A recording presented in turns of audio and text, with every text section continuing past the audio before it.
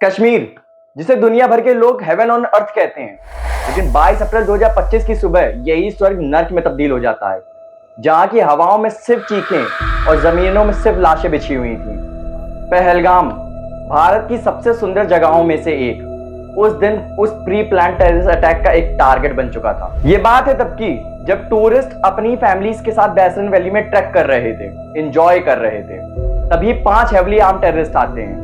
लोगों से उनका नाम नहीं पूछते हैं, लोगों से उनकी पढ़ाई नहीं पूछते हैं, लोगों से उनकी कास्ट नहीं पूछते हैं, पूछते हैं तो उनका धर्म, और साथ ही साथ एक एक करके हिंदुओं को अलग करते हैं। उनके फैमिली के सामने, उनके बीवी के सामने, उनके बच्चों के सामने ही उनको जान से मार देते। ये अटैक कोई बैरबेरिक नहीं था, ये attack religiously motivated target killing थी, जिसमें 26 से ज्यादा हिंदू लोगों ने अपनी जान अपने ही परिवार के सामने गंवा दी। विटनेस रिपोर्ट्स के मुताबिक अटैकर्स ने हिंदू यात्रियों को अलग किया और उन्हें क्लोज रेंज से शूट कर दिया। अटैकर्स के पास कैमरास भी थे। उन्होंने इस अटैक के वीडियोस बनाए, जो कि बाद में टीटीपी एफिलिएटेड टेलीग्राम चैनल्स पे पोस्ट किए गए। तो क्या ये कहना गलत होगा कि ये साइकोलॉजिकल वॉरफेयर का ही हिस्सा था, कि सिर्फ मारना नहीं है बल्कि देश की जनता में डर भी फैलाना है? लेकिन जैसे ही ये विजुअल्स मीडिया पे आए, जिसमें खून से लिपटी बॉडीज, असहाय औरतें और चिल्लाते हुए बच्चे नजर आए, तो देश की जनता का गुस्सा बढ़ गया। कुछ ही मिनटों में ट्विटर पे बहुत सारे हैशटैग्स ट्रेंडिंग करने लगे, जैसे #पहलगाम, #एक्टनाउ और #रिवेंज। देश की जनता का इस बार साफ कहना था कि कड़ी निंदा से सिर्फ काम नहीं चलेगा, देश की जनता को चाहिए था रिवेंज। सिर्फ इसी वजह से दिल्ली में हाई अलर्ट मीटिंग्स होने लगी। मीटिंग्स का साफ उद्देश्य था कि इस बार टेररिस्ट को ऐसा सबक सिखाया जाए जो उनकी सोच और उनकी उम्मीद से काफी परे हो। National security adviser Ajit Doval and chief of defence staff. इस अटैक का जवाब देने के लिए भारत सरकार ने कुछ बड़े डिसीजन लिए, जैसे अटारी वाघा बॉर्डर को इमीडिएट इफेक्ट से क्लोज कर दिया गया। 700 से अधिक पाकिस्तानी टूरिस्ट और बिजनेस वीजाओं को रद्द कर दिया गया। और सबसे बड़ी बात, 1960 से चली आ रही अनटच्ड इंडस वाटर ट्रीटी को भारत ने टेम्पररी सस्पेंड कर दिया। ये सिर्फ सिंबॉलिक नहीं बल्कि जियो स्ट्रेटेजिक मास्टर स्ट्रोक था। इंडस बेसिन से आने वाले पानी पर भारत का अधिकार उसके पास है, और पहली बार ये प्रेशर टैक्टिक के रूप में ओपनली यूज किया गया।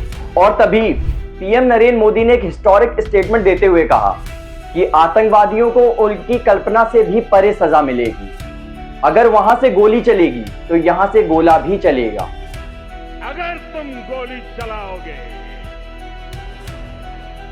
मान के चलो, गोली का जवाब गोले से दिया जाएगा। जिसने देश की जनता के दिल को एक सुकून दिया, साथ ही साथ ये विश्वास जताया कि अगर हमारे देश में कोई हमला करता है तो अब देश की सरकार सिर्फ कड़े शब्दों में निंदा नहीं करेगी, बल्कि आतंकियों को और आतंकियों को पनाह देने वाले देशों को उनकी करनी के अनुसार ही फल मिलेगा। अब बात है 7 मई 2025 की, आधी रात का वक्त, जब देश की जनता अपने घरों में आराम से सो रही थी।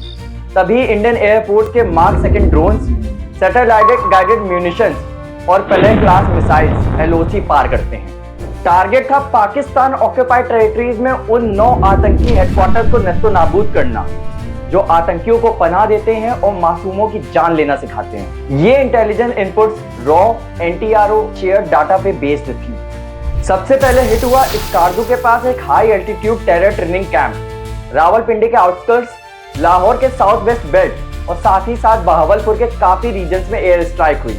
इस ऑपरेशन में 100 से ज्यादा टेररिस्ट न्यूट्रलाइज किए गए, इंक्लूडिंग जफर उल हक, जो कि लश्कर तैयबा का रीजनल कमांडर था और जिसे पहलगाम अटैक का मास्टरमाइंड माना जा रहा था। ये ऑपरेशन सिर्फ बालाकोट 2.0 नहीं था, ये था Balakot 2.0 with a public signature. पहली बार इंडिया ने किसी क्रॉस बॉर्डर एयर स्ट्राइक को ऑफिशियली एक्नॉलेज किया था। डिफेंस मिनिस्ट्री का स्टेटमेंट क्लियर था, we hit back decisively with precision and without apology.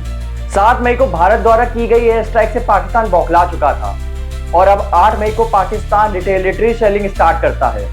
LOC के कुपवारा, उरी और राजौरी सेक्टर्स में हैवी फायर एक्सचेंजेस होते हैं। इस हैवी फायर शेलिंग में 3 भारतीय सिविलियंस को अपनी जान गंवानी पड़ी। Pakistan drones Chinese wing Loong UAV ने भीमबर गली और सांबा सेक्टर में इंट्रूड करने की कोशिश करी, लेकिन Indian air defence system S-400 ने उसे वहीं पर मार गिराया। इंडियन नेवी को अरेबियन सी में कॉम्बैट रेडीनेस पे डाल दिया गया। और वहीं इंडियन एयर बेसेस जैसे पठानकोट, अंबाला, ग्वालियर और सिरसा को रेड अलर्ट पर डाल दिया गया। ये फुल स्केल वॉर के बिल्कुल करीब था। ग्लोबल मीडिया पे हेडलाइंस थी, nuclear flash point in south Asia. तभी यूएस इंटरवीन करता है और 10 मई 2025 को यूएस स्टेट डिपार्टमेंट कंफर्म करता है कि दोनों देशों के डीजीएमओस हॉटलाइन पर बात कर रहे हैं। तभी शाम 5 बजे सीज फायर अनाउंस हो जाता है और अब पाकिस्तान अपनी तारीफ करते हुए बोलता है कि हमने भारत को रोक दिया। आखिर ये बात कहां तक सच है और कहां तक झूठ, ये आप भी जानते हैं और मैं भी। लेकिन इसी बीच एक ट्विस्ट आता है ग्लोबल हिपोक्रेसी का। जैसे ही सीज फायर अनाउंस होता है वैसे ही एक न्यूज आती है कि आईएमएफ पाकिस्तान के लिए 1.1 बिलियन का ट्रांच रिलीज कर रहा है। ये सब तब हो रहा है जब पूरा वर्ल्ड ओपनली देख रहा है कि पाकिस्तान बैक टेरर आउटफिट्स ने इनोसेंट सिविलियंस को टारगेट बनाया था। और आईएमएफ जिसका मेन मोटिव होता है इकोनॉमिक स्टेबिलिटी को मेंटेन करना और पीस को प्रमोट करना, एक ऐसे मुल्क को फंडिंग दे रहा है जिसका टेरर फंडिंग हमेशा से ओपनली डॉक्यूमेंटेड रहा है। यूनाइटेड नेशंस की फाइनेंशियल एक्शन टास्क फोर्स ने कुछ ही वक्त पहले पाकिस्तान को ग्रे लिस्ट से बाहर निकाला है। लेकिन पहलगाम जैसे अटैक से ये क्लियर हो जाता है कि ग्राउंड लेवल पे अभी भी कुछ नहीं बदला है। आईएमएफ को केवल अपने बिजनेस से मतलब है। पाकिस्तान को इतनी बड़ी फंडिंग देने के बाद आखिर क्वेश्चन ये अराइज होते हैं कि क्या ये फंड सच में स्कूल और कॉलेज के डेवलपमेंट पे यूज होंगे या फिर से पाकिस्तान अपनी वही घिनौनी साजिश करेगा और टेररिस्ट को फंडिंग देगा। क्या आईएमएफ को ये नहीं दिख रहा था कि जिसका इकोनॉमिक बेल आउट हो रहा है वो किसी और देश के मासूम सिविलियंस का खून बहा रहा है। ये फंडिंग सिर्फ एक इकोनॉमिक पॉलिसी नहीं थी बल्कि ये थी एक मॉरल फेलियर और साथ ही ये क्लियर सिग्नल भी था कि डबल स्टैंडर्ड्स लोग आज भी जिंदा हैं। खैर छोड़िए, अब बात आती है 11 मई 2025 की, जब भारत के प्रधानमंत्री श्री नरेंद्र दामोदर दास मोदी जी पंजाब के आदमपुर एयरबेस पर विजिट करते हैं और वहां जाकर एयरफोर्स के जवानों से कहते हैं कि ये नया भारत है।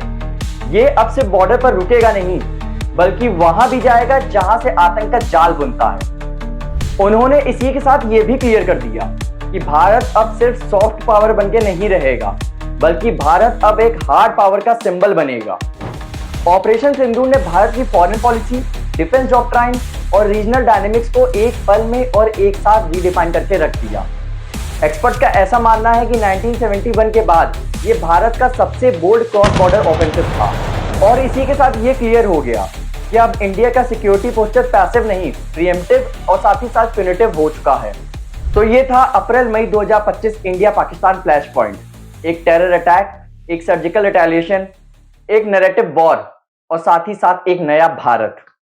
टेक्निकली ये कोई एक मिनी वॉर नहीं था, लेकिन terrorism, international diplomacy, psychological warfare और स्ट्रेटेजिक स्ट्राइक्स, ये सारे एलिमेंट्स इसमें प्रेजेंट थे। और एट द एंड मैं ये कहना चाहूंगा, this was not just a reply, this was the statement of identity, of intent of India's future. तो इसी के साथ जय हिंद, जय Bharat and salute to our arm forces.